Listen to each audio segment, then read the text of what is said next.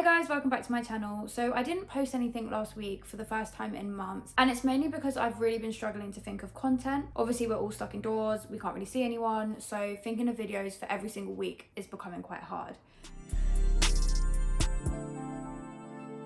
I've been struggling a little bit recently, as I know like everyone has, just with lockdown, with my mental health and just generally with coping. And I wanted to give myself a minute to kind of sit with that and work on myself rather than forcing like a happy face for the camera. A poll on my Instagram last week about mental health, just to kind of reassure myself that I wasn't the only person going through it and to show other people that, you know, majority of people are struggling. And after posting it and seeing the results of it, it really made me want to film a video just about mental health and how to kind of cope during lockdown, or how I've been coping during lockdown. And then I kind of put it off for a little while because I shy away from telling people how I feel or talking especially publicly about how I feel sometimes, because I'm scared people are going to think like I'm an unfit parent, and I just feel like people are going to judge if I'm not 100% okay because I am a mum. But I was sitting there and I thought, do you know what, like it doesn't matter, let people judge, I don't care. I want to help people who are going through the same thing or similar things and tell you kind of what helps me, and hopefully it can help you too. And I also wanted to speak a little bit about the poll I put up and the results that I got from it. The first poll was to ask if you've been struggling with your mental health in the past year, which of course the majority of people said yes to. Hopefully it was reassuring to see how high the percentage of people who are struggling is. The next poll was to ask if you feel that you have a strong enough support system, and it surprised me that the majority of people said that they do. I neglected my support system for such a long time because of me not wanting to address like what I was going through mentally, and then once I did open up to the people around me, I realized just how strong my support system is. So one piece of advice that I'd really like to give, you know, people who think that they don't have a massive support system, I know sometimes it's easier said than done, but just try and talk to those around you because people really can surprise you. And if you don't have anyone at all, then you can always DM me. I really do mean that. And I'm going to put a couple of links in the description to therapy services or how you would get therapy in the UK. Hopefully if you are really struggling and you do need someone to talk to, then you can go down that route. The rest of the polls were in regards to intrusive thoughts, and there is a reason why, but before I go into it, I'm just going to read out the definition of what an intrusive thought is for those that don't know. Unwanted intrusive thoughts are stuck thoughts that cause great distress. They seem to come from out of nowhere, arrive with a whoosh, and cause a great deal of anxiety. The content of unwanted intrusive thoughts often focuses on sexual or violent or socially unacceptable images. People who experience unwanted intrusive thoughts are afraid that they might commit the acts that they picture in their mind.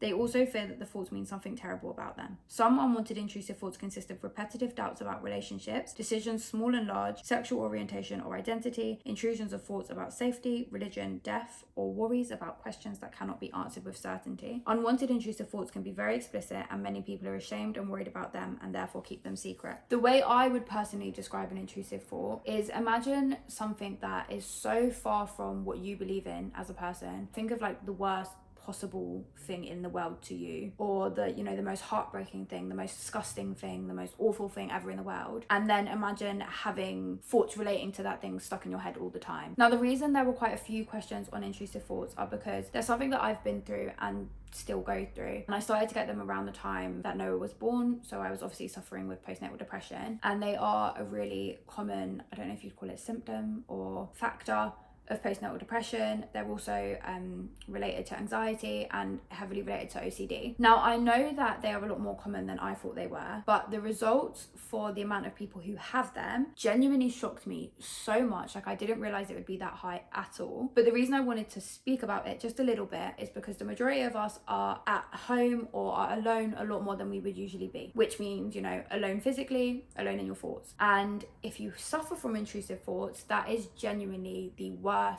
thing you could possibly imagine. It's so difficult to deal with them, and it's even harder to speak about them. So to be stuck by yourself with no distractions and nothing to really do is so dangerous. It is so important that you talk to someone, because it's very easy to try and think them away, which is impossible. You know, they're like, oh, if I tell you to think about a pink elephant, what are you thinking about? A pink elephant. If you try and stop yourself from thinking something, you're going to continue to think it, and it's very likely that it will get worse. So try not to get stuck in the they will go away by themselves, because a lot of the time they don't. I just really wanted to talk about it, and know that a lot more people than you think go through it. And another poll that I put up about it showed just how many people get distressed by them and can't just kind of brush them off as it's just a thought. It's important to know that everyone is suffering in some way or another. No one's struggle is the same, but a lot of us are finding it difficult to cope with the situation of the world. So I wanted to share some of the things that have helped me, and they might sound cliche or like silly to some people, but they are things that really do help me. And there are days where I am so low, and if I can find the motivation and push myself to do these things, then it does make me feel better. So hopefully it can help someone else to feel better too. Okay, so the first thing that I do that really does help me cope is plan my days. And I know that probably sounds really basic. Now that I do this, and I do it as much as I possibly can, I feel so much more motivated throughout the day, which is something that I really struggle with. I'll show an example of how my day would be planned out, but I am so over the top with it. Like, I will plan out brushing my teeth and like showering and eating breakfast, but how I feel at the end of a day where I've done everything I need to do compared to when I've procrastinated and sat there and basically just cried all day is a million times better. The second thing is getting out of the house. Now, this is something that I kind of struggle to do because I feel like, what's the point? There's nowhere to go. But recently I've been pushing myself to like go to the park, and I'm like, park again?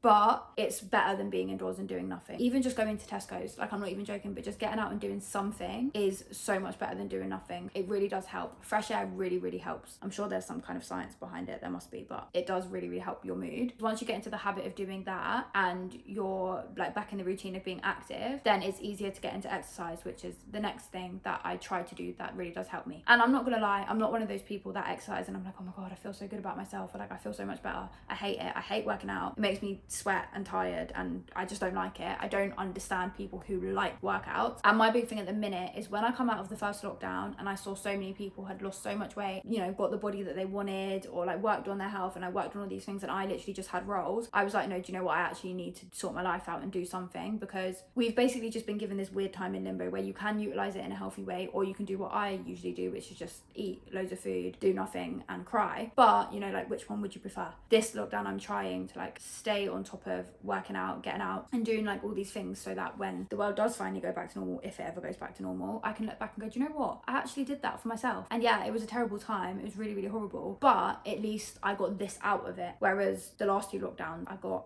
absolutely nothing from it apart from depression. The next one is getting up, getting washed and getting dressed straight away. So first thing in the morning before you do anything else. And this is something that I never used to get, because I was like, what's the point? Again, you're not going anywhere. There's nothing to do. I don't know what it is about it, but it just boosts my energy so much, and it makes me like want to go out. It makes me want to go and do things. It's so weird, but it makes me want to talk to people more. If I sit down and like feel like rubbish in myself, whether that be because, you know, like I haven't brushed my hair, or I'm in loungewear, or whatever it is, I don't have it in me to socialize or talk to anyone or do anything. I just want to sit down. Whereas if I get up, shower, eat, get dressed, and like I feel like I'm getting ready to go somewhere, then it makes me more inclined to speak to people, and speaking to people is obviously really important. The next one is kind of embarrassing and a little bit cliche, but I'll be honest, it helps me more than anything. Like, I'm really strange and I really like handwriting things down rather than like typing things up or just like thinking things mentally. If I write something down, it becomes so much more real to me.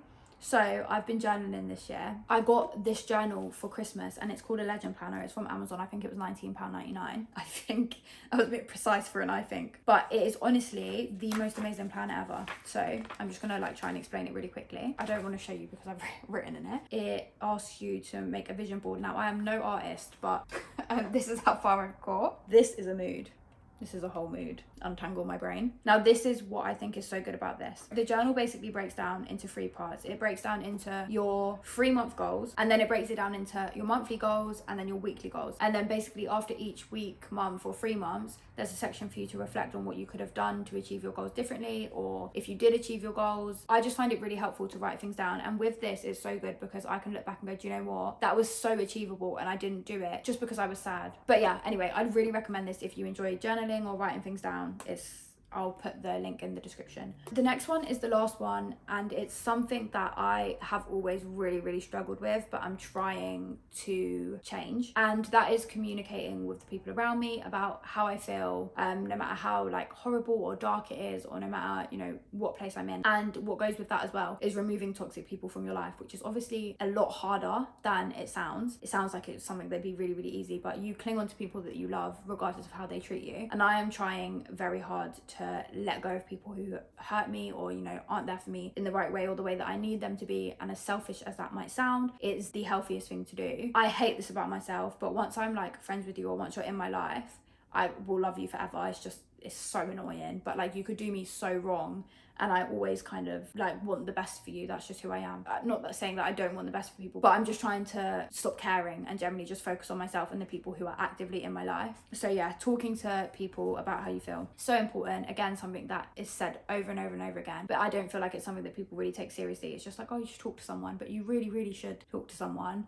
It's just finding the person who makes you feel comfortable enough to do so. But yeah, I just wanted to make a video and show that, you know, everyone's struggling, including myself. It's not just you. Talk about it, be open about it, find ways to deal with it. Yeah, I'm sorry if I'm like rambling on, but it's just something that is obviously quite important to me. I wanted to make a real video as opposed to just like putting on a face and pretending that I'm okay, because I feel like sometimes that has quite a negative impact on people that think, oh my god, but she looks so happy, like why is she so happy when the world is ending? And I'm not. Like I'm down a lot of the time too, but I'm just trying to push through, which is what everyone should be doing. But yeah, just wanted to make that video, get that out there, and then hopefully that will explain as well if my content isn't like amazing and perfect and, you know, the most entertaining thing in the world, because I really am struggling to find ideas. So yeah, you're going to see a lot of day in the life vlogs of nothingness, because that is the only thing that comes to my head when I think of creating videos.